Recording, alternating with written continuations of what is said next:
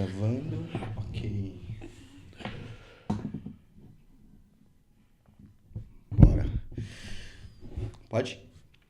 Fala, jovens idosos! Eu sou o Vini Meigo e esse aqui é o Cena 2K Podcast. Se você chegou até aqui, já dá aquela fortalecida, curte, segue a página, dá o joinha, se inscreva no Instagram e no YouTube para ajudar a gente. E hoje temos a honra de receber um artista que deixou uma marca no underground. Ele, membro das bandas Sugar Cane, Waterhats, Camarones e ator morto. Além de músico, produtor musical e sócio do Estúdio Costela. Sim. Ele, Capilé. Tudo Muito certo, obrigado por Vini. estar aqui. Obrigado você pelo convite. Alô, rapaz. E vamos nessa. Vamos nessa. Conversar um pouco, né? Maravilha. Solta a vinheta. E na collab de hoje tá Santo Mel, que acompanha a gente há vários anos, desde outros projetos aí. É uma cachaça de mel. Além dessa, ele tem uma cachaça de banana também e uma de cambuci, que é uma fruta da região aqui. É uma cachaça sensacional, que o ideal é deixar lá no freezer, que ela não congela. Nem sabia que Cambuci era uma fruta. Pra mim era só um bairro. Não, cambuci é uma fruta, ele parece um disco voador. É animal, cara. Viu? É animal. Aprendendo. E você põe no freezer, ela vai ficar que nem um cremezinho. E aí, uma garrafa é pouco, viu, gente? Pouco, Então, eu recomendo. E pro nosso convidado de hoje, um presente. Muito obrigado, valeu, Santo Mel. Vou beber com parcimônia aqui, porque senão, pra mim, uma garrafa não é pouco. Obrigado. Maravilha. Capilé, eu não vou começar do começo, que já tem muita gente, tipo, que já viu bastante podcast, você falando de como começou. Já faz tempo também que começou. É, eu estava fazendo as contas assim, mais ou menos, você tem 37 anos de música, desde quando você começou a querer tocar, com 8 anos, correto? É, por aí. Você fez uma pesquisa boa aí pra descobrir até essa idade. Esse ano eu tô fazendo 30 anos que eu comecei a tocar mesmo, assim, que eu tinha banda, tocar em bar mesmo, fazer show. E começar a conhecer a galera do underground mesmo, assim. Então, em 94 eu considero o meu ano De início. de início na cena musical brasileira aí. Que legal. Você é nascido em Mato Grosso, Mato Grosso do Sul. Mato Grosso do Sul, e depois foi pra Curitiba. Minha a vida real é em Curitiba. A minha família é de Curitiba. Legal. Só que meu pai era militar, né? Meu pai já faleceu. Ele era militar e ele estava transferido no Mato Grosso do Sul nessa época. E é por isso que eu nasci no Mato Grosso do Sul. Mas na verdade eu não tenho quase raiz nenhuma. Nasceu mesmo. Eu saí de lá com 4 meses. Então eu sou curitibano mesmo. A minha essência é de Curitiba, assim, né? Sou sul-matogrossense ali no... De nascimento. Ali no RG, mas eu considero minha cidade Curitiba, né? Legal. E como que é o cenário musical em Curitiba, assim? Antigamente pra hoje, assim, você consegue dar uma passada pra gente? Eu já saí de Curitiba há 17 anos, né? Então, muita coisa mudou desde que eu saí de Curitiba. Então, atualmente, eu acompanho mais como alguém de fora, Entendi. não mais como alguém de dentro, assim. Mas a época que eu comecei, né, de 94 até 2005, foi quando eu morei em Curitiba, foi só 11 anos, se for ver, de cena que eu vivi lá. Nos anos 90, Curitiba era uma das capitais mais efervescentes, assim, de cena, não só de punk rock, mas de vários estilos de banda. Tinha banda como Resist Control, Boi Mamão, Voice, Pinheads. Era uma mistura de estilo bem legal, assim, era uma cidade bem plural. Até era chamado na época como a Seattle brasileira, mais pelo clima até do que pelo estilo das bandas. E esse era o cenário meio onde eu comecei a nascer dentro dessa cena. Mas eu sempre tive muito ligado com a cena do Brasil, porque eu conheci logo no começo o pessoal do Anões Jardim, que era uma banda de hardcore Nova York, de Curitiba, que já estava inserida no meio das cartas sociais, de trocar cartas com a galera do Brasil, e eles me ensinaram o beabá do underground nacional, porque... Para contextualizar, para quem não sabe, não existia e-mail, não existia, né? Você não tinha como falar para as pessoas por vias digitais, era só por vias analógicas ali. físicas. Então a gente trocava carta, você mandava ali seus flyers escrito. A minha primeira banda chamava Mandioca Radioativa. Era lá, Mandioca Radioativa, Hardcore Band, Avenida dos Estados, 122, apartamento 22A, que era meu endereço na época. Aham. E aí você mandava dentro das cartas do Anões de Jardim, que eram meus amigos. Eles falaram, daqui a um tempo você vai começar a receber cartas. Caraca. Porque você mandava vários flyers para quem pegasse, ia espalhando esses flyers dentro de outras cartas. E assim que as pessoas iam se conhecendo. Que legal. Assim que eu conheci galera do Garage Fãs, o Rodrigo Dead Fish, todo mundo foi por carta. Foi por carta, Muito né, antes de conhecer ao vivo, a gente trocava carta. Pra quem não conhece carta, o Felipe vai colocar aqui pra gente. A gente costuma desenhar, entendeu? Legal, vai aparecer né? aqui a carta. Hoje em dia é muito comum, talvez a pessoa não saber o que é uma carta, né? Ninguém mais envia. E, enfim, como eu já estava ligado a esse... Não só a cena local, também o que estava acontecendo no Brasil. E nessa época você ficava ciente e já viajava o Brasil ou ainda não? Não viajava só nada. O que tava rolando. Ainda era um sonho, ainda tudo, né? Gravar era muito difícil nessa época, era muito caro. Até porque a gente também era muito jovem, né? Então não tinha dinheiro para nada. Então tudo era muito difícil, assim. Não tinha essa facilidade hoje de ter uma plaquinha de som, gravar teu som em casa. Você tinha que ir pro estúdio de verdade, tinha que gastar bastante dinheiro, era super maltratado em estúdio. Porque enfim. os caras não entendiam o estilo. Era outro momento. E ali no de 94 a 96, finalzinho de 96 eu tive uma Mandioca Radioativa, essa banda. Com ela eu conheci toda a cena underground brasileira, a gente foi meio apresentado pra isso. E tem algo gravado deles? Tem no Spotify. Ah, tem no Spotify? Eu subi tudo. Eu sempre fui um ótimo arquivador das coisas. Eu tenho tudo guardado, de tudo, assim, então foto, você tem um acervo catálogo. pessoal fudido. Tenho tudo que aconteceu eu tenho guardado até hoje. Caraca. Fita de VHS. Já pensou em fazer um documentário, assim, com tudo? Eu sempre tô pensando, quando a gente fizer 20 anos, vamos fazer um documentário. Quando fizer 25 anos, vamos fazer um documentário. Agora quando a gente fizer 30 anos, vamos fazer um documentário. Mas eu espero um dia que tem que digitalizar tudo. É um processo que é um pouco caro e é chato também, né? Não é que é chato, mas nunca chega aquele momento e fala, hoje eu vou lá levar minhas fitas de VHS para digitalizar. Exato. E tem que levar logo antes que elas estraguem. Antes que estraguem, né? Que mofa, né? Mofa mesmo. E ali pelo final de 96, o meu irmão que tocava comigo no Mandioca Radioativa, o Vini, que toca no Sugarcane, essa banda ele também tocava comigo, ele descobriu que ia ser pai e ele ia ter que ir embora de Curitiba, que ele tinha acabado de se formar em odontologia, e como ia ser pai, ele aceitou entrar no exército como um tenente dentista para ficar uns 3 anos, porque era uma garantia de grana boa. E nisso, essa banda ficou... o que vai acontecer agora? E no comecinho de 97, no colégio, eu conheci as pessoas que vieram a formar o Sugarcane. Então, quando eu formei o Sugarcane, eu já estava muito influenciado pela demo Regresso Progresso do Dead Fish, que foi uma das demos mais bem gravadas daquela época, assim. E eu queria muito ter uma banda naquele estilo, que o Mandioca Radioativa era mais thrash metal, era mais crossover, que chamava, que era punk com thrash, né? E aí... eu tava louco pra ter uma banda de hardcore melódico, até porque eu tinha acabado de ir lá em 95, por aí, que eu comecei a ficar muito fã de NoFX, Pennywise e Green Day, essas coisas. Então, tava louco pra ter esse rolê. E nesse momento, Curitiba tinha uma banda que era bem conhecida no punk rock, que era o Pinheads, que era do começo dos anos 90, mesma época do Dead Fish.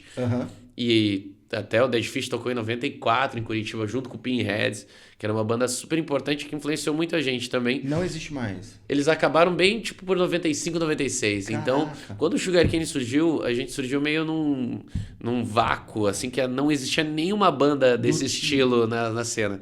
Então, a gente, desde o começo, e ao mesmo tempo, tava começando a surgir essa moda entre os jovens desse estilo. Então eu falo que é muito doido, porque o Sugarcane já começou fazendo show sold out, porque a gente tinha muito amigos do colégio. Então lotava. E lotava, porque era a única. Não era nem porque era melhor ou pior, era porque era a única. E logo depois começou a surgir uma banda ou outra, assim, dentro de estilo na cidade. Acho que uns 2, 3 anos depois surgiu o o Duffs, essas bandas que também fizeram parte da cena que a gente viveu ali. Mas esse momento de Curitiba, acho que principalmente de 99 a 2003, 2004, Curitiba acho que era uma das principais capitais. Que foi quando começou a estourar, né? Todo mundo queria tocar em Curitiba porque, pô, Eu lembro de um show que a gente fez que foi Dead Fish, Garage Fuzz, Sugarcane, Rivets e Pelebrai Não Sei. 3 mil pessoas no lugar. Era esse tipo de fenômeno. Essa cena, eu falo que foi o TikTok da época, assim, porque todos os adolescentes dessa época consumiam essas bandas. Então, acho que graças a isso que as nossas bandas conseguiram, até não só nessa época, tipo, mais umas 3 gerações, atingir os adolescentes, que é o que faz você ter uma fanbase mesmo, porque quando você gosta de uma coisa adolescente, você meio nunca mais deixa de gostar disso na sua vida. Exato. A não ser que seja algo muito ruim, que você fala, meu, como eu era burra, sabe? Mas enfim. E ali, então meio foi isso, assim, Curitiba, essa cena que meio projetou a gente, foi uma cena que a gente meio ajudou a construir, assim, porque não existia. E ainda não tinha lugar pra tocar direito, então...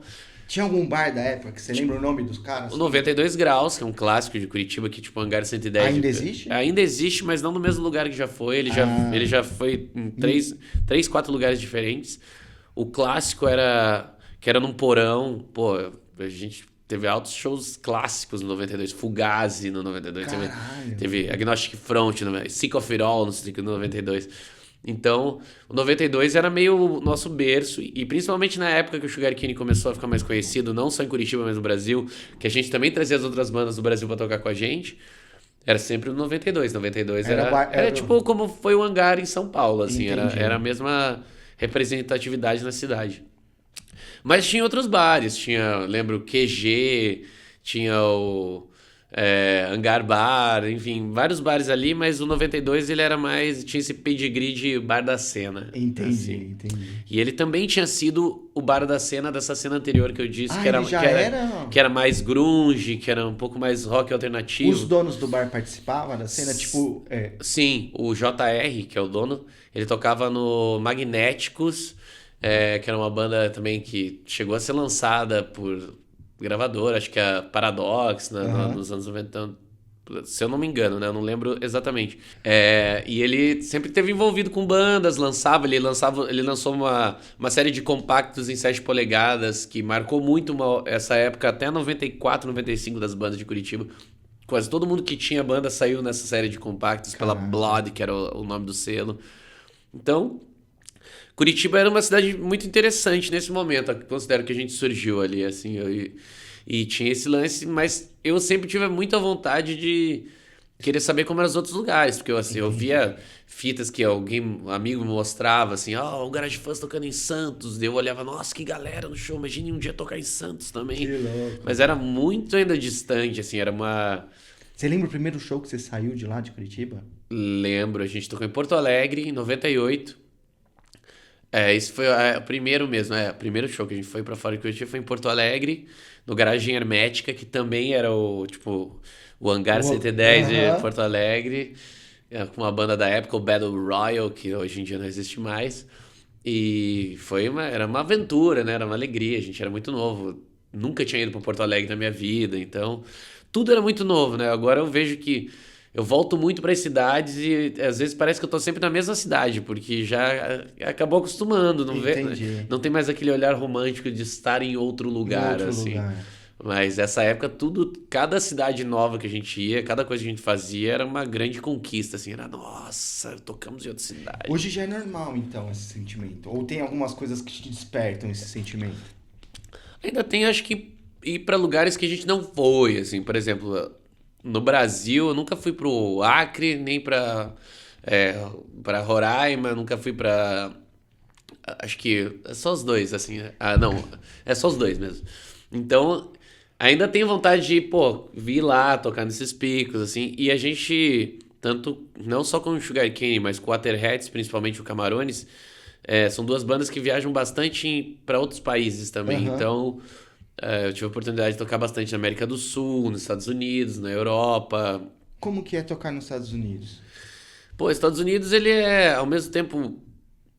a nossa geração era muito americanizada, né? Então era muito sonho, que principalmente pra Califórnia, essas coisas, onde vinham as bandas que a gente gostava. Eu até cheguei a morar na Califórnia uma época, depois que eu fui com o Sugarcane gravar um disco, mixar um disco nos Estados Unidos, eu acabei morando lá, mas...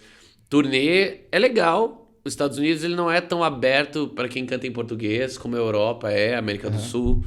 É, o Camarões é ótimo porque é instrumental, então tá tudo certo, ninguém não tem essa divisão com a língua. E o Waterheads canta em inglês, então... A entrada é mais fácil.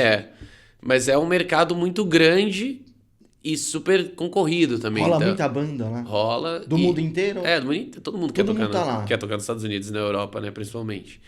Mas eu acho que de todos os lugares que eu fui, aonde eu quero sempre mais voltar e conhecer ainda outros países, mais a América do Sul. Porque é tão próximo e é tão parecida com a gente mesmo. A gente fala portunhol avançado quando a gente tá lá, assim... que a gente...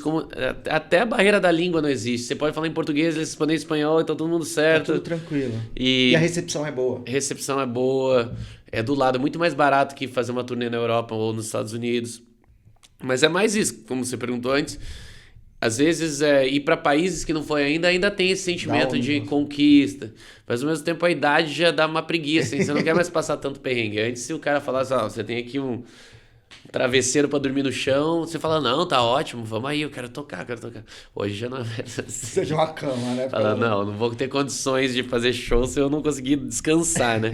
mas o espírito sempre continua o mesmo, assim, desbravar e viajar, né? Agora, eu lembro que, acho que era por 98, 99, eu tava com o baixista do Sugar Cane na época, o Júnior. A gente tava no carro dele viajando pro interior do Paraná e a gente tava vendo alguma coisa, assim, falando sobre as bandas da Califórnia, as bandas que fazem turnê no mundo, e falou, cara, imagina que legal se no Brasil a gente pudesse, tipo, tocar em todas as cidades, assim, ficar fazendo rota de shows. E era um absurdo aquilo pra gente, falar, não, isso aí não é o que acontece. E hoje é uma realidade, então muita gente pergunta, é melhor hoje ou era antes? Assim, fala, cara, antes tinha uma visão romântica muito grande. Exato. Porque, a gente conhecia a banda, você ia pra cidade, se eu ia pra BH tocar, eu ficava em BH 3 dias em BH, conhecia todo mundo da cena de BH, ficava na casa, enfim, dos caras da banda, conhecia a mãe, o pai, os Você era muito rolezeiro? Rolava o show, você ia sair pro rolê com a galera pra cara, conhecer? eu fiquei mais rolezeiro mais velho. Mais velho? No começo eu era meio... Bicho do mato. Não era tão baladeiro, assim, não era tão... não curtia usar tantas substâncias químicas. E com o tempo, eu falo que o Waterheads foi a minha perdição, assim, foi o dos 30 aos 40 que surgiu, então, essa é a pior época, que você achou que você ficou velho com 30, mas daí você viu que você não tá velho, daí, velho, essa fase aí, eu me estraguei bastante pelos lugares, aí, virando noite, usando tudo, mas... Agora, dos 40 aos 50, é o contrário, a galera... já segura. Porque não dá mais, né? E também abala muito, assim, eu acho que é uma coisa que a gente tem conversado muito entre a galera das bandas que a gente convive há muito tempo agora, que tá todo mundo quarentão, cinquentão, que é como ressignificar esse nosso rolê, porque por muito tempo pra gente era tipo uma festa. Era tipo, viajava, ficava bebendo, usando droga, e aquilo. E agora que começou a chegar a conta de tudo isso pra alguns, assim, e é acho até importante falar pra galera, porque Lógico. não é bonito ficar abusando de substâncias perigosas, assim, porque mesmo álcool, cigarro, cocaína, maconha, enfim, o que for que você use, tem consequência. Talvez pra você não faça tão mal, mas você vê gente do seu lado faz muito mal.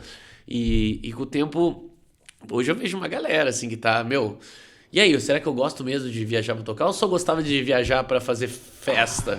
Assim. Coloca na balança. E tem alguns que falam, cara, eu não quero mais tocar porque é um gatilho dos meus vícios, assim. Se ele vai tocar, é um ambiente perigoso pro cara, porque ele não sabe dizer não. Em prova toda não sabe hora. dizer não. Eu sinto isso comigo, acho que todos nós, de alguma forma, temos isso, assim. Então, eu acho que agora dos 40 aos 50, dos 50 aos 60 ali, dependendo de quem tá em qual, é muito aprender de outra forma a viver esse rolê da música sem ser tipo uma festa, open bar, virando noite, assim. E até, eu acho até uma visão mais madura e mais legal, assim, porque realmente eu penso, agora eu sei o que eu gosto mesmo. Porque antes era essa dúvida, será que eu gosto de tocar? Do lifestyle ou eu gosto mesmo de tocar? Assim? E hoje é o quê?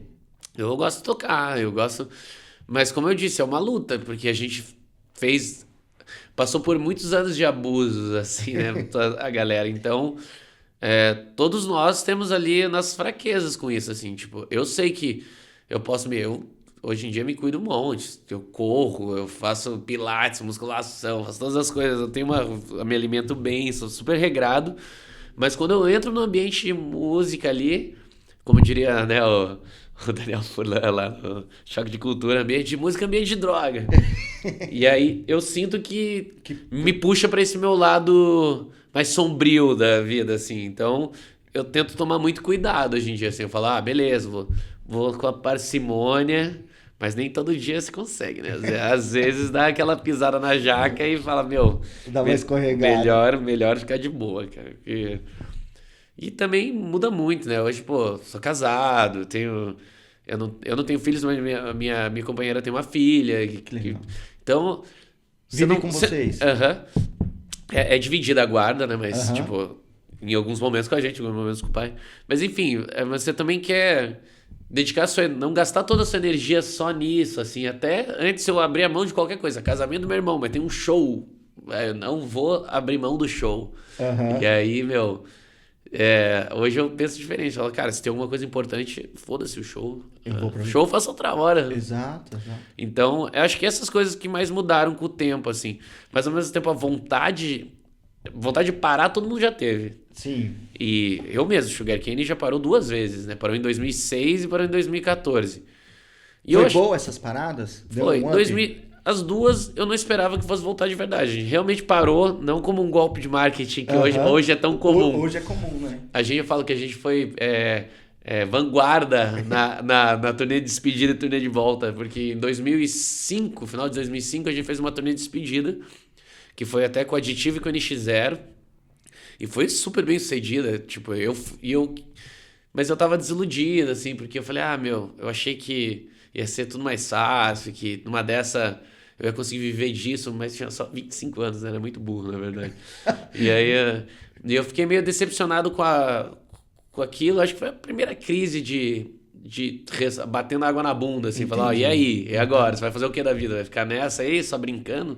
Nessa época você já era produtor ou ainda não? Ainda não. Eu sempre fui envolvido com produção desde que eu comecei, assim. Eu, tipo, sempre fui o cara que tava à frente falando com o cara do estúdio, perguntando que mic é esse, que coisa é esse. Mas botar a mão na massa eu demorei. Foi só em 2012 que eu comecei a gravar. Foi o Então, em Quarter Hats. 2006 já tava batendo água na bunda realmente. Já, daí eu fui morar nos Estados Unidos, que eu tinha acabado de ir para os Estados Unidos com o Sugar Cane, fazer uns shows e mixar o Elementar, nosso quarto disco. E aí eu fiquei apaixonado. Falei, cara, eu quero morar aqui. Tinha acabado de tirar o visto, nunca tinha ido pra lá. Então era tipo, era tudo muito novo. Eu tinha 25 anos, o mundo estava nas minhas mãos ainda, as oportunidades. Podia fazer um ano de merda lá e voltar e tava tudo bem. Tranquilo. E aí, quando eu fui pra lá, eu vivi o meu sonho, mas eu também senti muita falta de ter o rolê da banda. Entendi. Aí eu voltei em 2007, o Sugar Cane voltou, teve a turnê de volta, que foi super bem sucedida, e depois a gente se mudou pra São Paulo logo na sequência. Mudou todo mundo. Menos o meu irmão, que mora até hoje em Curitiba. E aí a gente mudou pra São Paulo, e aí até 2014 foram 7 anos de São Paulo ali sem parar, assim. Com algumas pessoas saindo da banda, outras que teve, meu irmão saiu da banda uma época, entrou o Rick Mastria, que hoje é do Dead Fish, ficou no Sugar Cane até 2017. Ter banda com irmão bom ou é ruim? É muito bom, eu acho muito bom. Não dava treta. Não, você deu treta a vida inteira, né? Mas. Principalmente quando a gente era mais novo, e principalmente por minha culpa, porque eu era o irmão mais novo. Eu era o mais imaturo. E o meu irmão, ele tem um perfil muito mais de quem cuida das pessoas. Entendi. E eu era sempre o mais novo, falava. E eu era muito. Não tinha muito. Era muito. Não sabia receber nenhum tipo de crítica, assim, que eu já era muito reativo, assim, eu queria defender, eu acreditava muito no que eu tava fazendo e não sabia ouvir os outros, assim, então, e o meu irmão, ele sempre teve muito mais tato pra lidar com isso, e eu era totalmente sem noção, assim, então, a gente brigou muito. Tem alguma história da hora disso aí? Não? Já teve história que, eu lembro que ainda no Mandioca Radioativa, a gente brigando no ensaio, brigando. Ele foi me dar um chute no meio do ensaio. Eu saí, ele chutou um amp de baixo e acho que quebrou o dedinho. Caraca, mano. E até quando ele saiu em 2009 do Sugar Cane, assim, ele tava passando por muita coisa na vida, mas acredito que o motivo principal eram as nossas brigas, assim, porque a gente tinha acabado de fazer o A Máquina Sonho Colorido, esse disco, e durante... o Vini sempre compôs muito, assim, né? Ele é o principal compositor do Sugar Cane. Eu até falo pra galera, tem um monte de gente que às vezes tatua as letras da música e fala, assina aí, Capilé. Eu falo, pô, não fui eu que escrevi isso. Eu fiz, claro, sempre fiz música com ele, fiz várias músicas que são conhecidas da banda, mas ele é o principal compositor. Então ele sempre trouxe muita música e eu tinha umas músicas que eu não curtia, eu não sabia falar, pô, esse passo aí não é tão legal. Eu já era um lance, essa música é uma bosta. Então, impactante. eu acho que ele, naquele momento, se encheu o saco de mim. E também ele ele sempre foi dentista, né? Ele nunca largou a odontologia e ficou só com a banda. Então ele sempre tinha as duas profissões. Ele sempre... Eu falo que ele é o super podrer dele, que ele sempre tá podre, porque ele sai do trampo, vai, viaja, vem aqui, dorme, vai de noite, viaja. Ele nunca parou. Porque ele sempre, como ele foi pai muito cedo, ele não tinha muita escolha que nem eu. Tinha muita responsabilidade. Já teve que ser responsável desde os 21 anos, né? E eu era o contrário, poderia, se ganhasse 100 reais pra durar uma semana, eu durava, não tinha ninguém pra cuidar. E aí ele saiu nesse momento, foi quando o Rick Mastri entrou pro Sugar Cane, e aí o Rick ficou até 2017, quando a gente fez 20 anos, e quando a gente fez 20 anos, a gente chamou o Vini pra fazer a turnê de 20 anos com a gente. Legal. E desde então, ele não saiu mais, mas eu vi que o Rick já tava no Dead Fish. Já tava confrontando e talvez as pessoas nem saibam, mas o Rick nem gosta tanto de hardcore. e eu sabia disso, do estilo dele. Ele não era um cara que é fã de NoFX. Qual que é a dele? O Rick, ele é muito do rock and roll. Mas tipo ele rock and roll, tipo um Guns. Tipo Deep Purple. Enfim. Mais classicão mesmo. Se você perceber, os riffs de guitarra dele são muito rock and roll. Não é tão hardcore. E eu falo pra ele que eu vou virando a maldição da vida dele. De tanto não ser o estilo que ele veio. O que mais vem. Ele hoje toca no Dead Fish, né, Brian? Então vai ficar. Ele acaba ficando, enfim, num mundo que. Hoje eu sei que ele gosta, enfim. Não é que ele não gosta de hardcore, mas não era a escola dele tanto hardcore. Então chegou um momento que quando 2007 a gente chegou a ficar com 3 guitarristas, que era o Rick, o Vini e eu. E eu um dia tava numa festa, assim, com o Rick. Eu falei, ô Rick, tô ligado, cara, deve estar pesado pra você, que, pô, quando não tem show que é difícil, tem que fazer show com a gente, e aí o cara nunca tem tempo livre. Se você quiser sair do Sugar, eu entendo, cara, de boa, até porque o Vini voltou. Ele, não quero sair não, pô, vou ficar. Deu um dia, ele me ligou, acho melhor, acho que eu vou sair mesmo. Ele pensou melhor. Mas enfim. Essa troca foi difícil pra vocês? Como que foi? Não, foi super de boa, assim, não teve atrito nenhum. Até porque tava sobrando um guitarrista, né? Então não era... Então tava tranquilo. Mas a gente falava, legal, porque às vezes se o Rick não puder ir, tipo, já tá com o Vini, não vai ter que chamar um sub, enfim. Porque ter banda com integrante que toca no Dead Fish, uma hora ou outra vai ter. O Sugar Cane, cara, né? Porque um toca no Supercom, o outro toca... E a gente sempre acaba tendo que ter alguém... tipo, carta na manga ali. E depois tinha o Moderno também, que entrou pro Dead Fish, que era nosso baixista também. A gente teve que ficar um tempão com o Moderno. E acho que o Moderno saiu há 2, 3 anos, eu não lembro. E aí, quem substituía ele era o Kaique, né? Que é o baixista atual. Que era batera do Zander também, né? Um tempo atrás, que toca tudo. E o Kaique ficou 1 ano substituindo o Moderno já nos shows. E aquela coisa... Uma hora o sub acaba virando a banda, né? Se ele pode, os outros não podem. Mas também o Moderno saiu super de boa. É isso, né? Todo mundo já é mais velho, entende. Essa transição já é comum. Eu não fiquei magoado, não é um lance, você prefere o Dead Fish do que a gente. Não, eu sei que, eu torço muito por eles, por todos, desde, amo o Rodrigo é meu amigo desde 94, e sacou? Tipo, a gente é... Então, eu toquei no Dead Fish guitarra já. Já tocou de sub ou tocou? Eu era um suboficial, assim, porque... O Hóspede contou uma vez que, tipo, parece que você foi chamado uma vez pra ficar... Eu fui chamado quando eles assinaram com a DEC, pra entrar no 01, antes do Phil. E aí?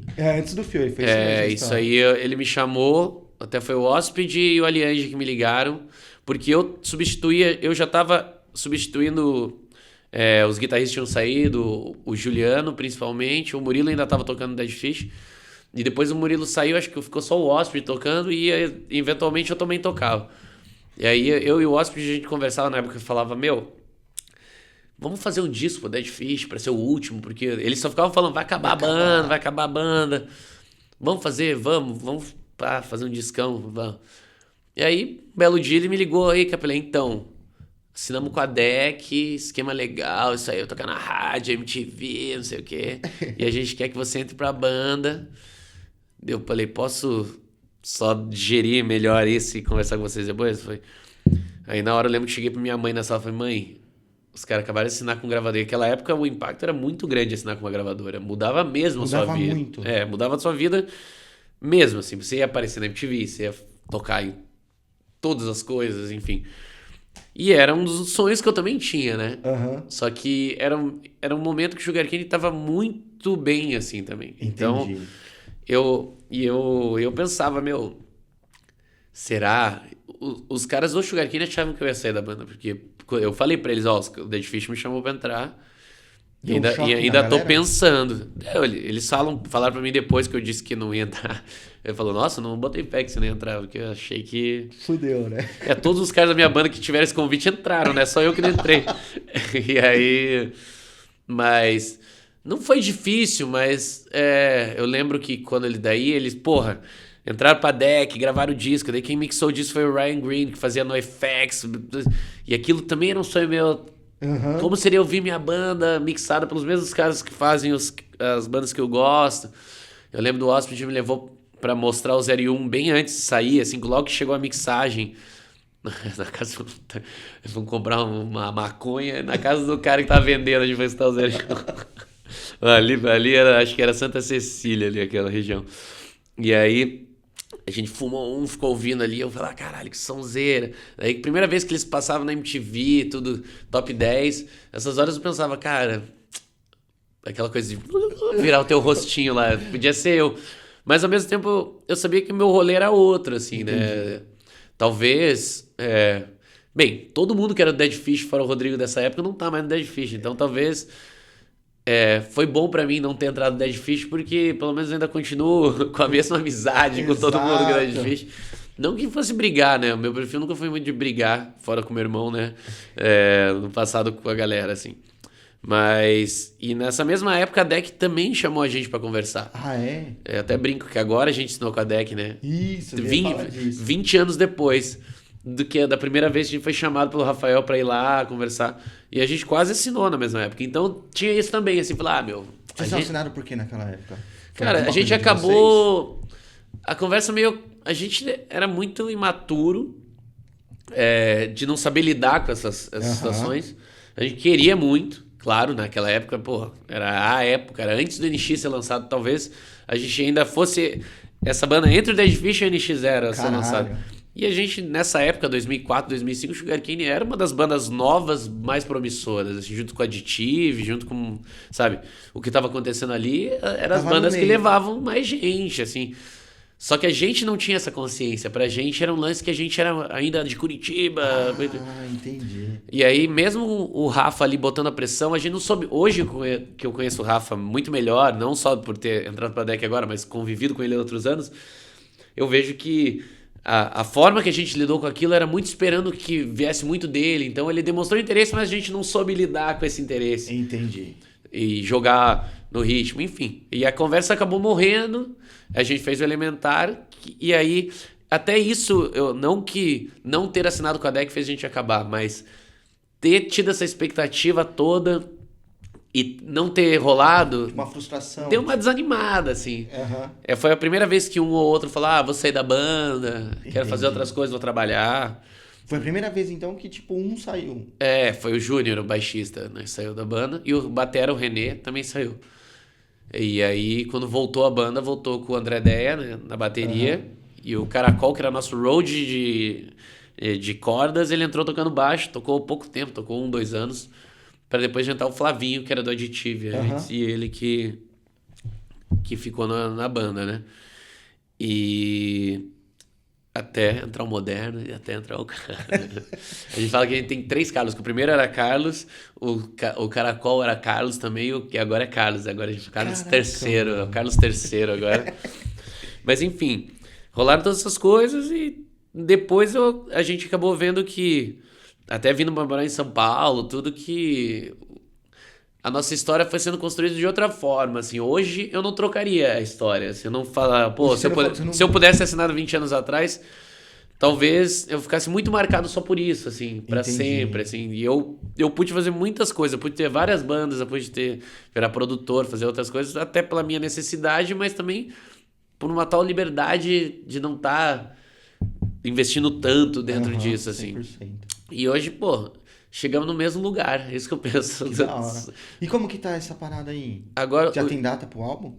ele deve sair, eu acho que o primeiro single sai em setembro. Legal. Vão ter acho que 2 singles e aí sai o disco. O disco já tá pronto, já tá Tem masterizado. nome? Pode abrir. Né? Posso falar assim, Antes que o Amor Vá Embora. Que louco. Que é a minha temática desse disco, é a minha visão dos quarentão, assim. Aham.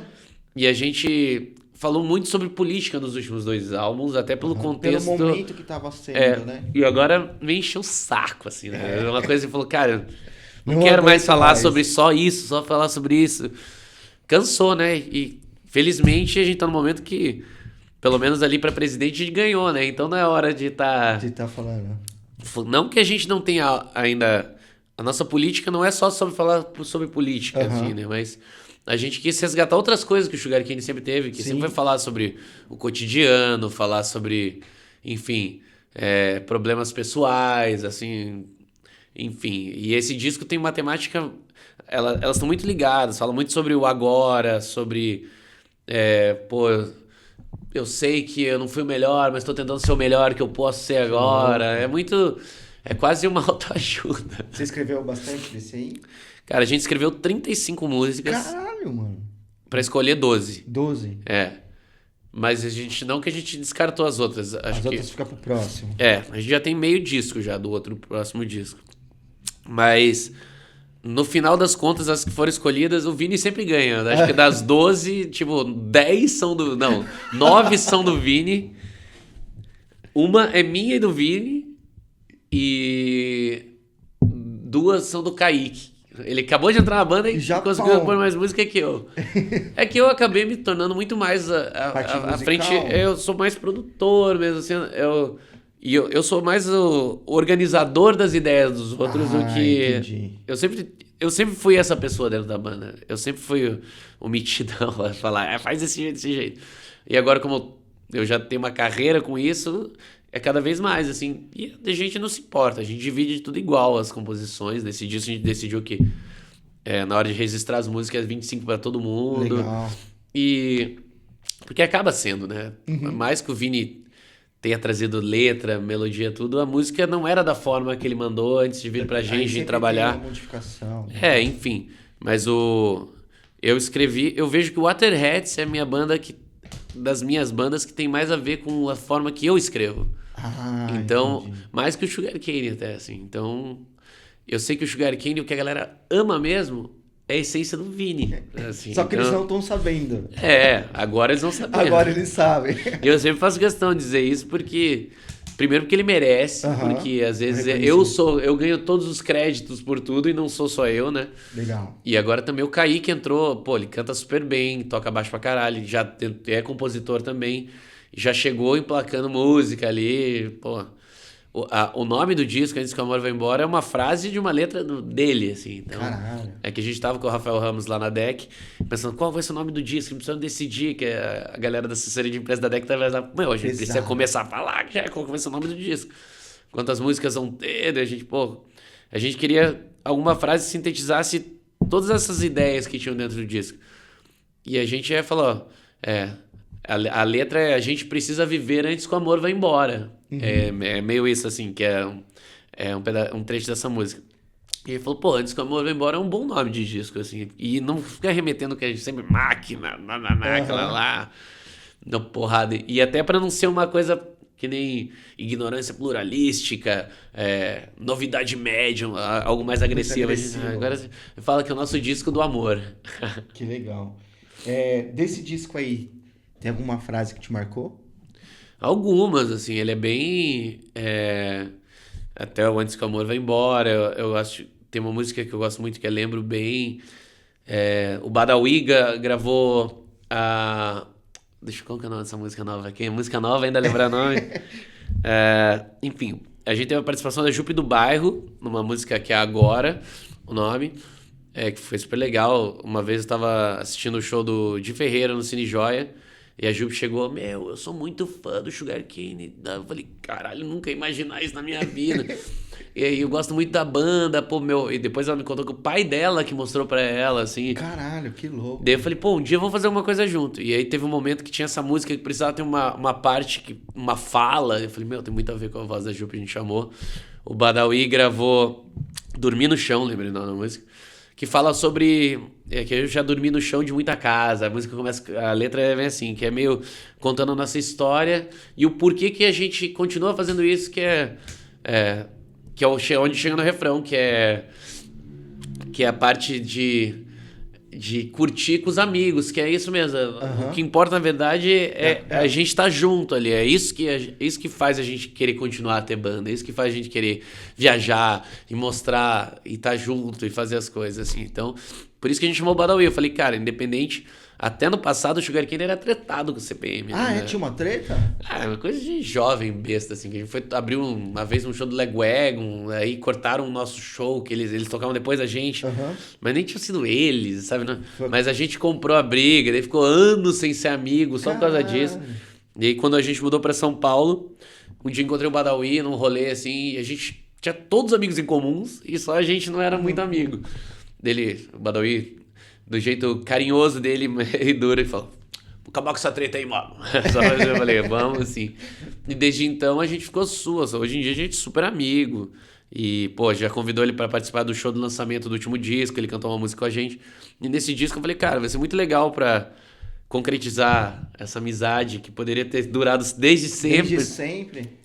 Quando chamar ele pra cantar no disco também. E ficou super legal a participação dele. A música tem uma pegada mais de single, então se pá, ela pode ser um single do disco ainda. A gente não decidiu quais vão ser os singles. A gente tem uma reunião agora no final do mês com a DEC pra definir o cronograma dos próximos passos, assim. Entendi. É muito diferente a gravação de vocês e com uma DEC envolvida? A produção é diferente, porque a gente sempre foi muito DIY, assim, como a gente tem o nosso estúdio, a gente tem o nosso selo. Nosso selo. Era tudo, não precisava passar por ninguém. E eu senti muita diferença desde o começo com o Rafael, já na definição do repertório, assim. A gente achava que... A gente já fez, acho que 27 músicas. Falamos, 27 músicas, né? Já estamos mandando 2 discos aqui. Quando a gente começou a conversa.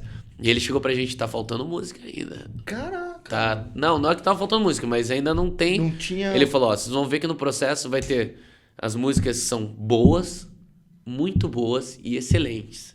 A gente só vai gravar o disco quando tiver 12 excelentes. Caraca. E aí ele puxou muita gente. E essa puxada a gente nunca tinha tido na vida. Nunca ninguém chegou pra gente e falou, vocês precisam fazer em um mês mais 10 músicas. E aí a gente fez músicas novas e também começou a revisitar demos antigas de outros discos que a gente, pra ver se tinha alguma coisa que a gente não tinha aproveitado. Até músicas de outras bandas nossas que não dava às vezes fazer uma versão pro Sugarcane. O disco tem 2 músicas que já foram gravadas numa outra banda do Vini, Agora e Original, que acabaram... Original era uma música que era pra ter sido do Sugarcane, mas quando o Vini saiu, ele montou outra banda e fez essa música com outra banda. E eu sempre falava pra ele, eu queria muito ter gravado essa música com o Sugarcane, porque ela é a cara do Sugarcane. Entendi. Assim. E agora, nesse disco, a gente regravou essa música. Então, a gente fala... A música fala sobre não ser original, que é a história de a mina que confundiu um cara achando que ele era um cara famoso... Mas não tem problema ele não ser um original. O importante é o que cada um sente. E ela também não é original, ninguém é original. A gente fala, nem a música é original, porque ela já veio de outra banda. Mas a gente priorizou pra tentar... Como é a nossa primeira vez lançada por uma gravadora, a gente falou, vamos tentar achar, além do que a gente tá fazendo de novo, mas... Talvez músicas que não foram bem aproveitadas na nossa história, assim, né? É que eram outros momentos também. O Bad Religion fez isso no Stranger Than Fiction, lançando 21 a Century, que virou um singlezaço deles e já tinha saído num disco antes, assim. Então a gente não ficou com esse medo, nem querendo esconder. Não, essas músicas, não vamos falar pra ninguém que elas já saíram. A gente fez versão de música do Ator Morto, fez versão de música de todas as outras bandas que os outros tinham. E ficava mandando pro Rafa. Independente dele gostar que ele não sabia qual era de qual banda. Então Entendi. ele... Essa aqui é boa, essa aí não. Então a gente priorizou por isso, pra ter um disco coeso. E acho que de todos os nossos discos, esse é o que tem o repertório mais bem definido. Hoje eu escuto vários discos que a gente fez, eu falo, cara, dá pra tirar umas 6 músicas desse disco aí, porque nunca nem tocamos ao vivo. Falo, nossa. E esse é um disco que, do começo ao fim, assim, não só porque é o novo, porque realmente foi feito um processo Aham. muito exigente da escolha das músicas, assim. Então, eu acho que é um disco que, pra quem gosta da gente, é um dos nossos melhores trabalhos, assim. Caraca, que louco. E a escolha do single desse aí, como que tá sendo? É o Rafa que escolhe ou são vocês? A gente já Eu te tem. pergunto porque o Bill esteve aqui Aham. e a gente conversou sobre essa história do single. Sim. Ele falou que é muito importante, às vezes, a participação de terceiros, pessoas Sim. normais. A banda é sempre a pior pessoa pra escolher, assim, porque tem um apego emocional com as músicas, né? Às Exato. vezes você acha essa é a melhor porque você gosta mais dessa, mas não é. E o single não tem que ser a melhor música. O single tem que ser a música que as pessoas entendam sem precisar explicar tanto. Aham. Então, às vezes é uma música que você escuta uma vez, você já sabe Qual que é? a palavra que começou. E às vezes tem músicas que são boas realmente, mas a digestão delas não é de primeira. Entendi. Então o single tem que ter esse lance de funcionar bem na hora que toca, você já tem que gostar. Entendi. Não gostar necessariamente, mas entender Entender. a proposta da música. Com certeza o Rafa tem muita experiência em definir single, por estar na frente da DEC há 25 anos, já, enfim. Mas ele mesmo fala, é a minha opinião, ele sempre quer que a gente também fale. A gente já tem algumas músicas que a gente já sente, até por eu também descer, também ser produtor, eu não tenho uma visão tão pessoal com as minhas próprias músicas, não, e nem me levo tão a sério, assim, essa música eu amo, tem que ser essa. Não, Eu falo, qual o Rafa escolher? tá bom. Bom. Arrepia ainda as músicas? Hã? Arrepia? Arrepiei agora que ficou pronto, disco final, assim. E tem um som, eu falo, a galera me pergunta, mas aí, o que você mais achou de diferença do som? Porque ainda foi, o instrumental foi gravado no Costela, Aham. ele produziu a distância com a gente antes, e como a gente escolheu as 12 músicas que já estavam mais coesas, não tinha muito o que ser feito de interferência, assim. Entendi. Elas já estavam bem estruturadas da forma que estavam. O Rafa, claro, deu uns toques, né? E a gente gravou o instrumental aqui e as vozes no Rio, com ele, né? E a galera pergunta, qual que é a principal diferença do que vocês faziam antes? Eu falo, cara, existe um lance assim que é... Eu dou esse exemplo, meus amigos. Eu falo, lembra como era o Dead Fish até o Afasia? Lembra o que aconteceu com eles depois, no som, assim, principalmente, o acabamento do som? Eu acho que é mais isso, assim. Apesar de a gente sempre primar por gravar super bem. Pô, o último disco eu produzi, eu fiz todas as pré e chamei o Gabriel Zander pra produzir, porque eu não queria eu estar envolvido com o Sugar Cane fazendo.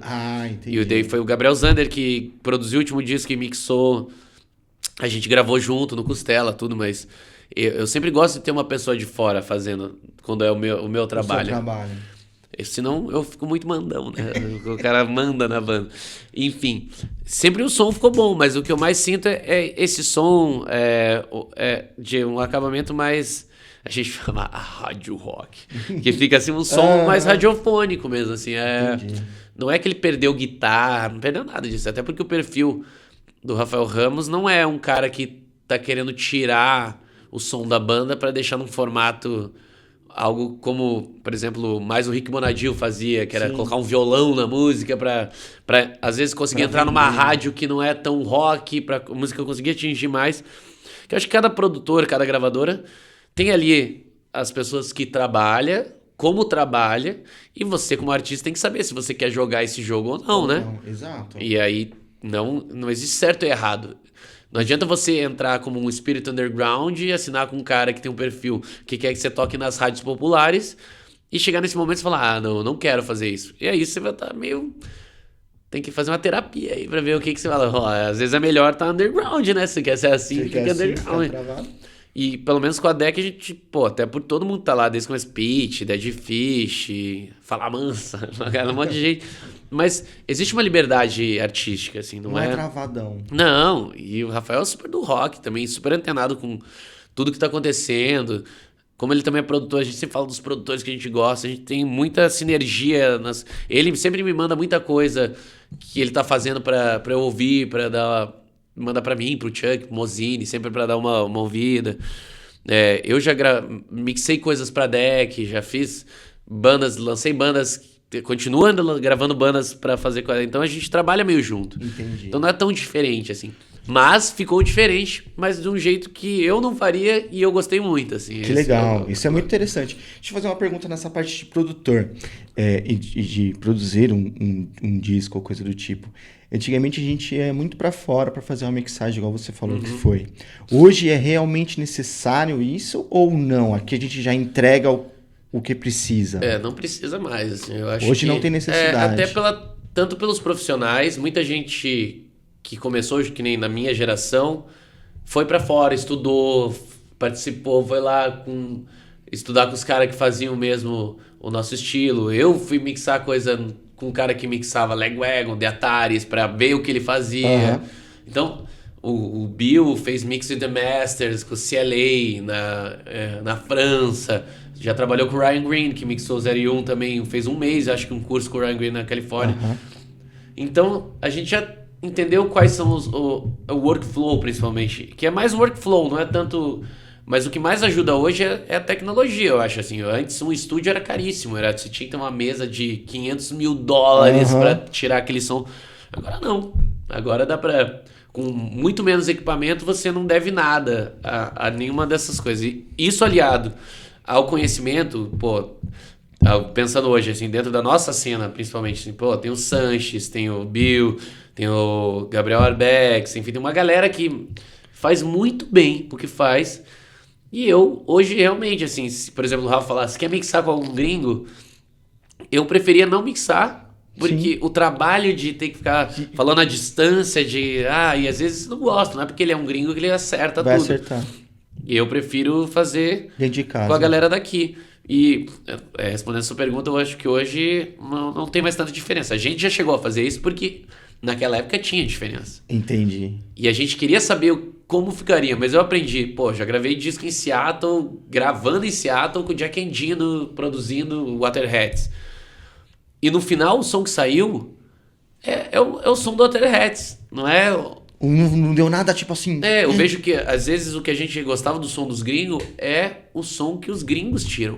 Entendi. Não é o som que o estúdio gringo tira. Entendi. Uma banda brasileira vai gravar com gringo, vai ficar igualzinho a gravar no Brasil, porque a banda tem esse som. E eu senti isso com o Waterheads bastante, assim. Claro que ficou legal. Fiquei maravilhado por imaginar que eu tava gravando o mesmo produtor do Nirvana. Assim, falei, esse cara aqui já... Gravei no mesmo amp que o Kurt Cobain usou no Bleach. Caralho. Eu fiz, essas coisas é mais, né, quase um parque de diversões, assim. Mas o resultado final... Você sentiu o que eu sinto hoje. Hoje, isso aqui já foi um estúdio, esse lugar. Tocamos Sugar Cane pra caralho. Eu tive duas bandas, legal. Uma Você Que Sabe e uma chama Vinidi. Sugar Cane a gente tocou pra porra, tocou Noção de Nada. Sim. Dance of Days, então eu tô trazendo vocês pra cá, eu tô tendo o mesmo sentimento que você teve aí de tocar no ampli do Kurt. Eu tô tendo vocês aqui, eu entendo o que você tá falando aí. É um lugar cheio de alma aqui. Então... Não, cheio pra caralho. Muita gente já passou por aqui. Muita gente. Que massa. Mas é isso, e também é Mythbusters, assim, eu vejo que, depois de conhecer essa galera, eu vejo que eles são tipo nós, não tem nada demais também. É só uma galera que é tipo a gente, que mora lá. É só isso, não tem... Antes eles tinham esse acesso a equipamento, muita coisa, até 85, a gente vivia numa ditadura fechado, não podia importar nada. Exato, travado, né? E qualquer coisa era meio uma obrigação, se quisesse ter uma qualidade maior, ter que trabalhar com alguém de fora, assim. E era meio um sonho, a gente não sabia ainda o que era, mas agora que um monte de gente já fez, por exemplo, Dead Fish, eu acho que o penúltimo disco foi o Bill Stevenson que mixou, né? Que foi o do baterista do The Descendants, que, fez Rise Against, Lagwagon, FX, um monte de coisa. E eles optaram essa vez por fazer com o Jorge, que é o Jorge Guerreiro, que é o mesmo que mixou nosso disco agora da DEC.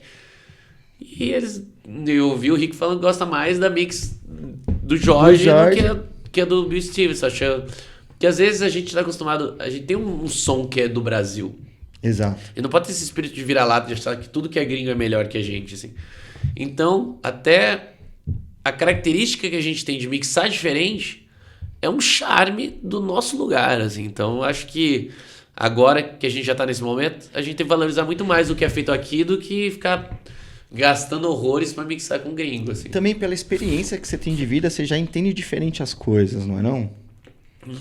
Passou por muita coisa já. Eu falei, pra saber isso, eu já gastei dinheiro com gringo. Exato. Eu já fui masterizar lá em Portland, Maine, nos Estados Unidos, com neve até aqui, com o mesmo cara que masterizou os últimos dias do Foo Fighters, um monte de coisa. E ficou bom? Claro que ficou bom, o cara é bom, né? Aham. E naquela época a gente... Mas eu falei até agora pro Vini, semana passada, eu tava em Curitiba, meu irmão, e eu falei, cara, o elementar do Sugarcane, a gente mixou com o Angus Cook na Califórnia, que já tinha trabalhado com o Jack Johnson, The Ataris, Lego Egon, uma galera. E masterizou na Gateway Mastering, que é esse lugar que era do Bob Ludwig, que é um masterizador muito famoso, que masterizou Rage Against the Machine, Metallica, enfim. E eu falei pra ele, cara, eu achei muito louco. Quando eu tava ouvindo o disco agora, o novo do Sugarcane, ele tem um som muito parecido com o Elementar. Não as músicas, mas o som. O som. Eu falei, caralho, tipo, realmente não faz mais diferença nenhuma a gente tá. E hoje a gente tem. E também vendo como aqueles caras eram bons, assim. Eu lembro que na época que o Angus mixou esse nosso disco, ele não mixou tipo o Ryan Green, né? A primeira opção era o Ryan Green, mas era mais caro. A gente foi pela segunda, que era um pouco mais barato. E na época eu fiquei até, não era exatamente o que eu queria. E hoje eu acho essa mixagem uma das melhores do Sugarcane. Não o melhor disco, mas a mixagem é uma das melhores. Sim. E eu fico feliz que o novo não deve nada. Que louco. Não deve nada aos eu tô falando que a gente gastou dinheiro pra fazer com os melhores da época, assim. E hoje a gente tá fazendo com os melhores que tem no Brasil e o som fica igual, cara. Não muda mais, não. Que animal. Isso é muito legal, muito né? bom, pra ver né? a evolução que a gente teve, né? Em tudo, né? A gente teve anos de glória aí na economia brasileira no começo, principalmente, né, de 2000 até 2014, né? O que será que aconteceu nessa época? E isso fez mudar muito o país. A gente teve muito acesso a ter mais dinheiro, conseguir comprar mais coisas, ter mais equipamento. E isso mudou a realidade. Assim, não é mais só da elite. Agora, muita gente pode... Pô, você vê a galera do hip hop, do trap, com uma estrutura minúscula, ganhando dinheiro pra caralho, fazendo música. E o funk, você pode não gostar, mas é um estilo que, o mundo inteiro copiando. Exato. E foi feito na periferia do Brasil, não é gringo. Não é gringo. E então, essa democratização da produção, acho que deixou muito mais gente que às vezes só tava à margem de tudo, conseguir mostrar o som, né? O som, que da hora. Voltando um pouco pra trás, em que momento você começou a ter outras bandas fora o Sugarcane? Waterheads, eu falo que eu abri minha relação musical, que antes era monogâmico mesmo, não podia ter essa outra banda, e não tinha essa. Era fechado. Não, ninguém tocava em duas bandas, era tipo, e era meio perfil de todas as bandas, era tipo, tá com a gente ou não tá? Que era um ambiente muito machista e bullying pra caralho, banda, ainda bem que a gente evoluiu nisso também, assim, a cabeça, porque era muito uma cabeça meio de navio pirata ainda, eu achava muito, não podemos... Você não pode tocar outra banda porque você é da nossa banda. E depois que eu abri a minha relação musical foi com o Waterheads. Você foi o primeiro que abriu? Na banda? Não, eu fui o que tava sofrendo com os outros já tocando em outras bandas. Você era o cara que falava, não vai. O Pindé, acho que foi... O Pindé e o Flavinho entraram no Vestas Mandarinas. A gente foi gravar um EP com o Sugarcane no Costela, quando eu ainda não era sócio. Era só do Chuck. E aí, gravamos esse EP, deu um tempo, o Chuck chamou eles pra tocar na banda, porque viu os dois tocando e tocando no Vestas Mandarinas. E aí eles começaram a dividir. E até eu parei o Sugarcane em 2014 por ter que ficar muito tocando com sub. Eu falei, cara, eu não quero mais ficar fazendo isso. Entendi. E eu tava meio numa crise, assim, eu não quero ser pra sempre só o cara do Sugarcane. Que burrice, hoje eu adoro ser o cara do Sugarcane. Que bom que eu consegui ter isso na minha vida. Mas naquele momento ali meu crescimento pessoal, eu tava numa crise com isso. Eu queria fazer outra coisa. Entendi. E o Waterheads eu montei com o René, que era o ex-baterista do Sugarcane, e com mais dois amigões, que é o Bi e o Grip, que também era de Curitiba, e montei sem pretensão nenhuma. Falei, cara, eu não quero o que eu quero é tocar com meus amigos sem parecer que isso é uma profissão. Porque eu tava muito nessa de Você não queria mais trabalho.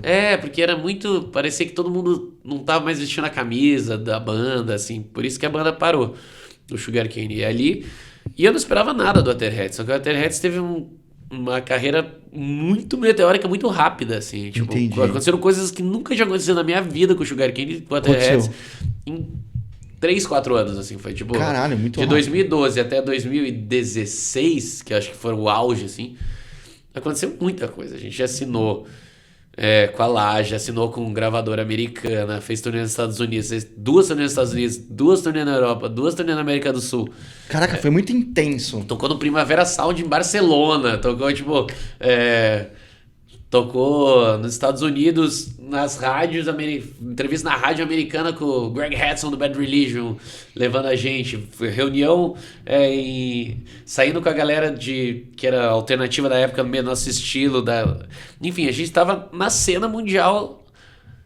A gente falou, cara, se a gente tivesse mais de 200 mil reais nessa época pra investir nessa carreira internacional, a gente conseguiria ter virado uma banda underground mundial. Caraca. Porque a gente tava no caminho certo. E foi lá, gravou com o Jack Endino, enfim, fez um monte de coisa legal, assim, lançou tudo em vinil, que era uma novidade, enfim. E aí eu me apaixonei muito, o Waterheads tinha outro espírito, só que o Waterheads, todo mundo gosta de usar todas as mesmas coisas, de falar. É muito explosivo, é quase uma banda tóxica, quando se encontra é perigoso. E mesmo o Waterheads, aconteceu muita coisa muito rápido e ninguém estava preparado. Entendi. Eu era acostumado a ter banda, mas e tá mais frenético, assim, mas o Grip e o Bi, nem tanto. O René já tava em outro momento, ele é 6 anos mais velho que eu, ele já tinha 40 anos quando a gente montou o Waterheads. Então, chegou uma hora que pesou muito pra todo mundo isso, assim, a gente não tinha 20 anos, a gente já era, no mínimo, 30 ali e rolando, mas abri com o Waterheads, aí quando o Waterheads deu uma cansada, aí o Sugarcane não tinha voltado ainda, eu resolvi montar o Ator Morto, que era uma outra banda, e o Ator Morto tinha esse nome porque era como eu me sentia na época, assim, era uma época que eu tava muito viciado em tudo, assim, tipo, não doentio, mas tendo um estilo de vida muito... Junkie, só saindo, ficando doidão. E foi a hora que me deu o start de dar uma mudada. Entendi. E eu falava que o Ator Morto era eu mesmo, assim. Eu era o Ator Morto, assim. Por isso que eu quis montar essa banda, que era mais... Uma pegada mais de um som que eu não tinha feito, que eu não queria tocar punk rock. Eu falei, quero tocar uma coisa mais Beatles, mais rock mais clássico, assim. Tipo, eu falo, mirando nos Beatles, Oasis, e quando faz em português vira, tipo... roupa nova. Mas foi super legal. E também teve uma carreira que começou a acontecer as coisas, mas teve a pandemia. E pra banda nova era muito... E o Sugarcane já tinha voltado em 2017 pra fazer 20 anos. E começou a gravar o disco que foi lançado em 2021, né? Então já tava começando a voltar o Sugarcane. Porque o Sugarcane voltou mesmo ano passado, assim. Não foi... Antes a gente tava fazendo uns shows, não declarava mais que a gente tava parado, mas a gente não tava freneticão. E o nosso objetivo agora também não é ficar freneticão, tá velho. Fala, cara, a gente não precisa mais fazer todos os shows em todas as cidades, em qualquer condição. Vamos focar um pouco mais em fazer shows melhores, mostrar melhor pra galera, até por tudo que a gente tá vivendo agora, assim, pô, gastamos tanta energia pra fazer um disco bom, não quero chegar num lugar que não tem estrutura pra eu mostrar da mesma forma, assim. Claro que nunca a gente vai se livrar das roubadas, é normal, assim, né? Mas ainda tem roubada? Tem, mas elas são menores e elas não são tão ruins quanto já foram, assim. Entendi. Hoje você tá ativo com as 4. É 4, né? O Ator Morto não tá mais fazendo nada, não acabou. Mas não acabou, né? Que a galera fala, como você consegue ter tanta banda? Eu falo, cara, porque elas não funcionam ao mesmo tempo. Entendi. Tipo, quando tem uma pausa do Sugarcane, eu lanço uma coisa com o Camarones, com a Waterheads. O Camarones, eu tô indo agora, daqui a segunda-feira eu tô indo pro Nordeste, vou ficar 15 dias Camarones gravando e tocando. E é porque o disco do Sugarcane vai sair só em setembro. Então, você tem esse tempo, essa janela. Agora, e eu já avisei para as outras bandas, ó, a partir de setembro até o começo do ano que vem ali, pelo menos até o primeiro semestre, eu não vou ter como me dedicar a todas as outras bandas com tanta intensidade quanto... Porque, pô, tem que lançar direito disso, tem que fazer, tem que cair na estrada, tem que fazer clipe, tem que fazer tudo. E é muita energia, né?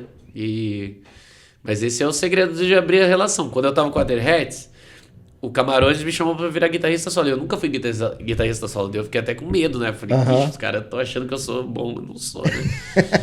Mas aí foi bom pra mim, que abriu outro mundo, que é o mundo da música instrumental. Toco em um monte de festival, nada a ver. Com o Camarões também toquei na Europa, toquei nos Estados Unidos, na América do Sul. Tocamos, pô, Samsung Best of Blues, com Tom Morello, com um monte de coisa. Ibirapuera pra 30 mil pessoas, Porto Alegre. Então, falo, cada banda, eu sou um personagem diferente dentro daquele ciclo social, assim, porque as pessoas são diferentes, então a minha posição não é a mesma, não é... Muda banda por banda. Muda, e aí... E eu gosto muito do que cada banda me dá, assim, tipo... tem esse lance, claro, o Sugar Cane sempre vai me marcar, né? Mais, porque eu tô nela há 27 anos. Mas eu escuto muito, cara, Waterheads, eu gosto, Sugar Cane não. Os caras chegam pra mim achando, eu falo, beleza, tua banda preferida, Waterheads. Eu vou, pô, adoro ver o Camarões, não sei o quê.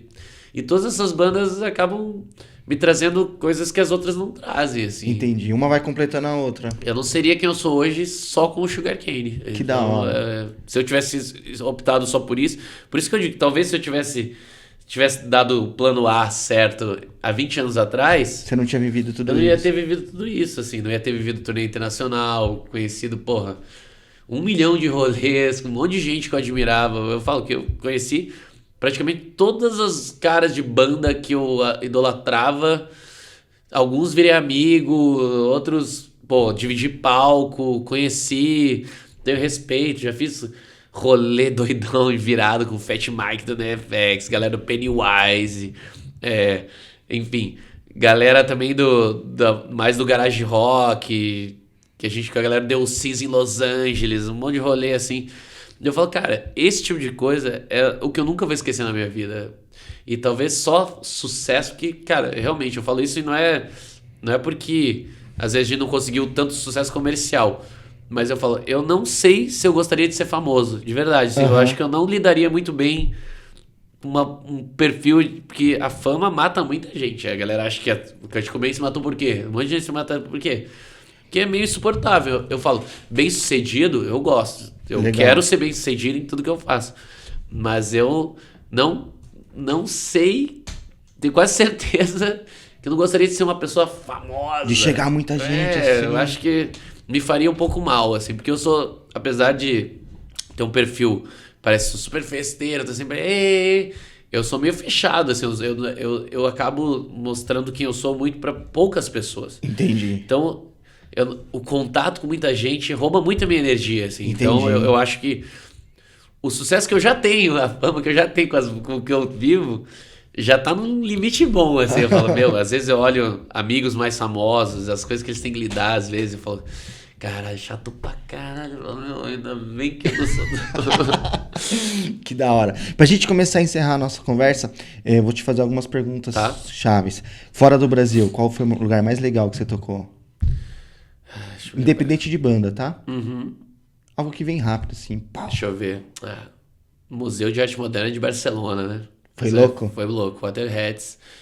A gente, Mudhoney e Black Lips. Tinha também o Ink do Brasil e o Terno. Foi um festival paralelo ao Primavera Sound. Depois a gente tocou no Primavera. A gente tocou lá e foi, surreal. Pensar que você tá em Barcelona, num museu maravilhoso, lotado, assim... É uma tipo da coisa que eu nunca vou esquecer na vida. Foi um dos shows mais marcantes pra mim. Assim. Caraca, que louco. E aqui no Brasil? Aqui, com certeza, cara, no Nordeste marca muito, assim. Fortaleza, tiveram muitos shows inesquecíveis, pô. Agora, o último show que a gente fez com o Bad Religion em Curitiba também. Porque foi um fechamento de ciclo, assim, porque era uma banda que sempre inspirou muita gente. Já tocou com o Bad Religion algumas vezes. Conheceu a galera, já fez rolê com a galera, enfim. Até hoje o Greg Hudson não tá mais na banda, mas até hoje ele é meu amigo, a gente fala no WhatsApp, faz tudo. Eles são bons de rolê? São. Eram mais, né? Mas eles estão já setentão quase, então estão bem tranquilos, né? Mas esse último show foi marcante porque foi a gente na nossa cidade, tinha umas 3, 4 mil pessoas, o show do Bad Religion foi animal. A receptividade do público de Curitiba pra gente, como já uma banda de 27 anos, é bem diferente quando a gente abre show, quando a gente era mais novo. que a galera era meio hostil com a gente, assim. Era tipo, sai, queremos ver o Bad Religion, né? Era assim. Caraca. E essa foi marcante por isso, assim, acabou o show, eu recebi muita mensagem, muito amigo que tava lá, assim, falando, caralho, que é muito bom ver vocês, cara, meu, que legal ver a banda ainda até hoje funcionando. Então foi um show que marcou muito, assim. Mas já tiveram muitos shows bons, assim, não é difícil pontuar, assim, eu lembro os que tem essas coisas mais, ou os mais próximos, ou muito marcantes, assim, que é uma realidade que não acontece toda hora. Legal, aproveitando que você falou de Curitiba, a gente colocou aquela lá de pergunta lá no Instagram e perguntaram quando vocês voltam pra Curitiba. A gente acabou de tocar em Curitiba.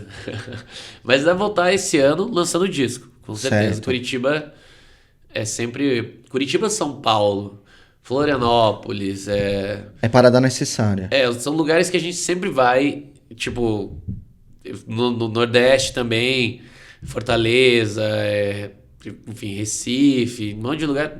Tá sempre na rota. A gente, BH também quer voltar, que não conseguiu no último disco, porque foi lançado meio na pandemia.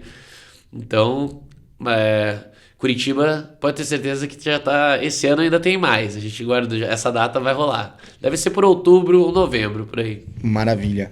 Agora, ó, o Capilé produtor. Fala. Tem dica pra galera que tá começando aí?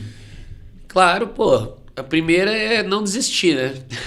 Parece clichê, mas é real, né? Porque é muito fácil desistir, porque não é fácil ter uma banda, não é fácil se relacionar com 4, 5 pessoas, ainda mais se são seus amigos, a chance de você, às vezes, deixar de ser amigo dessas pessoas é muito grande por ter esse relacionamento.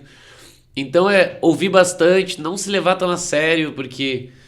Eu sempre falo isso para as pessoas, não se levem tão a sério, cara, porque isso às vezes acaba minando a sua carreira, assim, você fica querendo ser muito pragmático com alguma coisa. Claro, não se levar a sério não quer dizer que você não vai levar a sério ter uma banda. Não se levar a sério às vezes, que nem eu fazia com meu irmão, assim, de ficar, não, é isso, a verdade é essa, sabe? Essas coisas que eu acho que acabam estragando.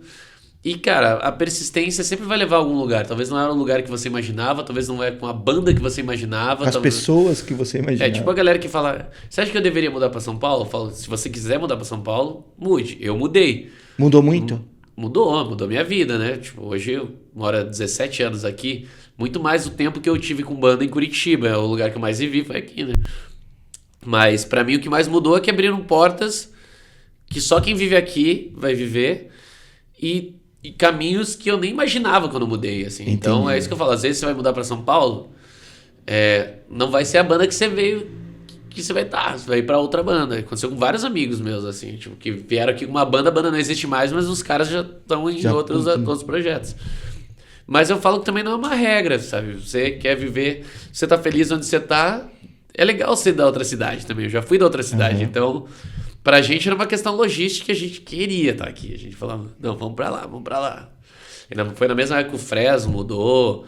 A gente era muito amigo, eles botaram mó pilha, eles deram mó força. O Fresno foi a banda que mais ajudou a gente a mudar pra São Paulo. Caraca. O empresário deles virou nosso empresário na época. A casa que a gente mudou, ele tinha alugado para ser o escritório da Olelê, que era empresária na época aqui. E ele acabou não mudando, o Sugarkine ficou com a casa. Então eu acho que uma banda nova, primeiro, né?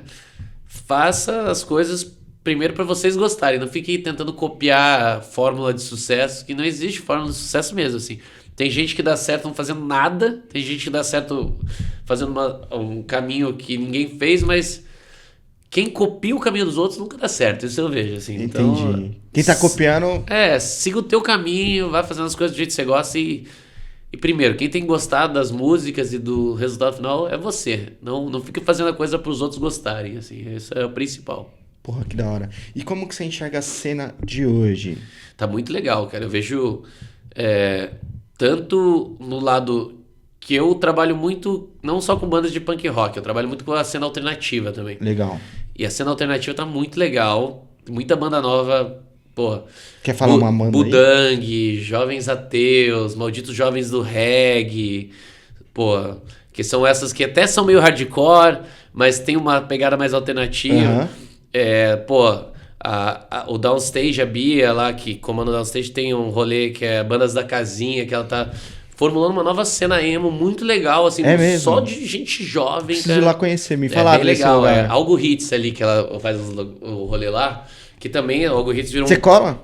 Já colhi algumas vezes, até porque eu sou velho, né? Ou tô viajando ou tô exausto. Então, mas eu tento colar o máximo que eu posso em show, assim. E uma coisa que eu tenho, eu sempre chamo bandas novas pra tocar com a gente, assim. Sempre faz isso? Quando a gente tá à frente do show, eu faço questão de colocar não só banda nova, banda, pô, de mulher, banda de gente Isso é difícil. preta, porque é uma cena ainda muito branca, hétero, que é só hominho. Então, além de banda nova, que é importante pra renovar, tem que pluralizar mais também, assim, tem que abrir espaço. Daí a galera fala, mas eu não conheço uma banda, por que eu vou chamar? Então vai conhecer, vai chamar, esse é o trabalho. Procura. Porque é isso que vai deixar cada vez mais esse segmento vivo, né? Ou seja, pô, o que eu falei da Bia do Downstage agora, o que ela tá fazendo ali, talvez pra ela seja natural porque ela gosta disso, mas ela tá fazendo algo que vai ter um impacto por muitos anos, assim. Caralho, que E eu já louco. vi isso acontecer em outros momentos. Entendi. E Você eu já viu? E eu tava sentindo, falando, parece que os jovens não tem mais banda. E não, cara, tá cheio de banda. Galera muito boa. Tem coisa diferente aí? Ah, tem bastante. Eu e o Bill, a gente grava bastante no Costela, bandas. O Gabriel Zander tem um perfil, ele pega mais essa galera que tem esse rolê ali, Metade de Mim, que é um monte de banda mais assim. Ele faz. Eu pego muito mais a galera doideira, a galera que quer ser mais Viagra Boys, uns sons mais doideira. Eu tenho um perfil mais doideira, assim, de produção. Mas em ambos lugares é cheio de gente nova fazendo e, pô, interessante, assim, eu acho que tem lugares em São Paulo agora, o Front, a Porta Maldita, a Pickles, vários lugares estão sempre rodando com um monte de artista novo, assim, muito legal.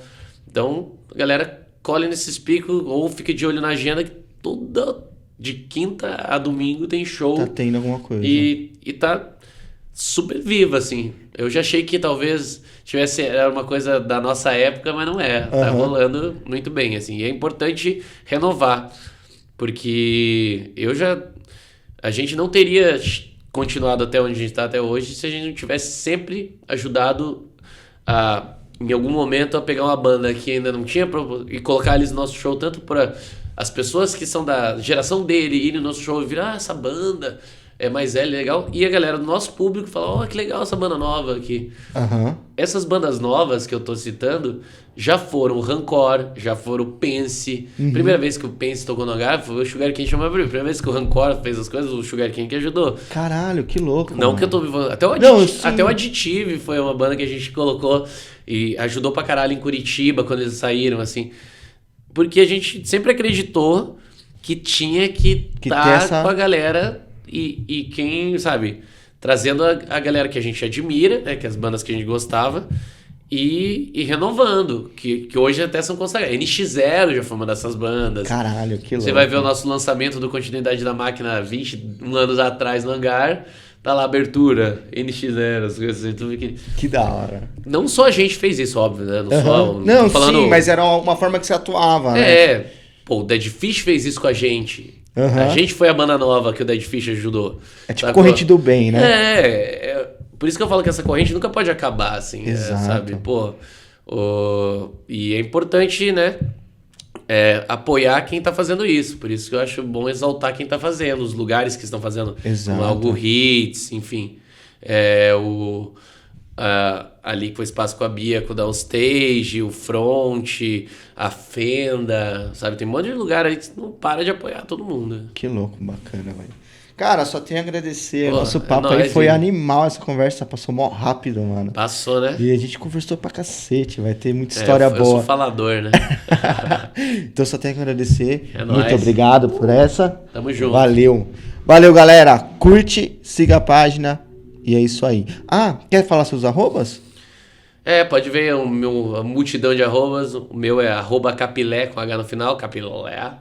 E é isso, tanto no Twitter, quanto no Instagram, nos mais outras redes assim, mas tanto, não tenho TikTok, não faço essas coisas ainda, porque a minha idade já é avançada.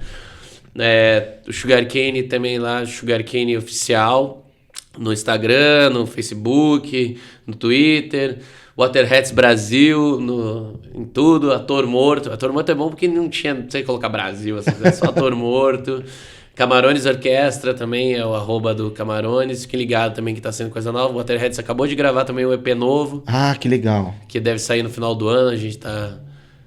Quando der um espacinho ali pra sair, vai ser um EP novo. Que ficou bem legal também. E é isso. Maravilha. Acompanhe. Perfeito. Valeu. Valeu.